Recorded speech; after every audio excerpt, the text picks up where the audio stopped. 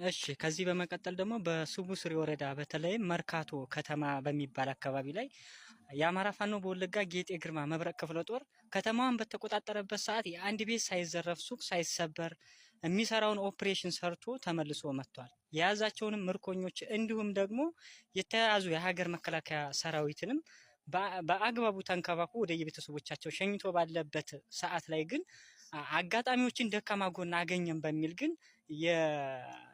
ሽመልስ አብዲሳ ገዳ ኮማንዶ የሚባል የሀገር መከላከያ ሚኒሻ የሚባል ነገር በጥምረት በአንድ መተው ይችን ክፍተት በማግኘት ግን ህዝባችንን አጎሳቁለው ሲቀጥል እንደገና ደግሞ በእያንዳንዱ ቦታ በየማሳ ላይ የተዘረገፈ በቆሎ ከ300 እስከ 400 ኩንታል የሚወጣ በየሙሉ ተቃጥሎ በምታይበት ሰዓት ላይ እንዳጋጣሚ አንተ የዛ አካባቢ ከመጡ ሰራዊት ጋር አብረህ ነበርክና ያን ግፍ ስላየህ አጋጣሚዎችን ተጠቅመ ከዚህ አገዛዝ ራስክን ነፃ ለማድረግና ወደ ወንድሞችን ለመቀላቀል ያበቃብህን መንገድ ከየትኛው ክፍለ ጦር የት አካባቢም ሰው እንደሆንክ አጠር አድርገህ ብትገልጽልን ወንድሜ።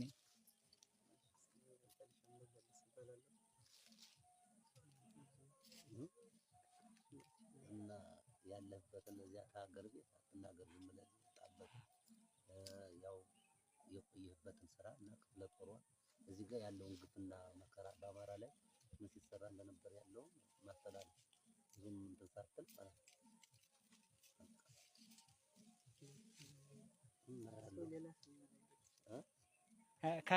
የመጣው ከጎጃም ጎንደር ሸዋ ከሚባል ከአማራ ክልል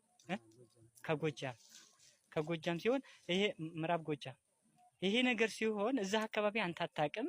አንስተው ሲያመጧቸው ወደዛ ቦታ ምን አለ ብሏቸው ነው ያኔ በሰዓቱ ይዟቸው መጣ። ያንን ግፍ ቤት ሲቃጠል በቆሎች በየማሳው ላይ በየሚዲያው ላይ ሲቃጠሉ ስታይ ነው የተለያዩ ነገሮች ተሰምቶ በዛ አካባቢ ላይ የፋኖ እንቅስቃሴ ያለ አማራ ነው በሚባል ራስህ ተነስተህ መጣሃል። ጫካዎችን የተለያዩ ነገሮችን ቆርጠህ ከ24 ሰዓት በላይ ይህን ነገር ለማድረግ የተገደድክበትና ያየኸው ነገር ምን ሊሆን ነው? በዛም በሰዓቱ ግዳጅ የወጣህበት ምን ነገሮችን አይተህ ነው?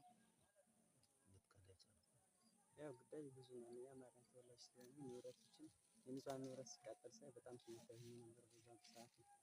ነገር ግን ሁሉን ያን ሁሉ ሳይ ያው በውስጤ ብናደድም ሌላ ነገር መናገር ብችል ወደ ሌላ ፖለቲካ ስለሚያዞሩ ያው በሰዓቱ ብዙ ነገሮችን አይተናል። አቁም ብንልም ስለማይሰሙ ያው ያን ስቃይ ስላዩ አንደኛ ውጣ ውረዱም ሁሉ ነገር ብዙ ስለሚያስጠላ ያን ሁሉ አይቼ ያው ወደ ወንድሞቼ ለመቀላቀል ፈልጌያለሁ። ያው ተቀላቅያለሁ።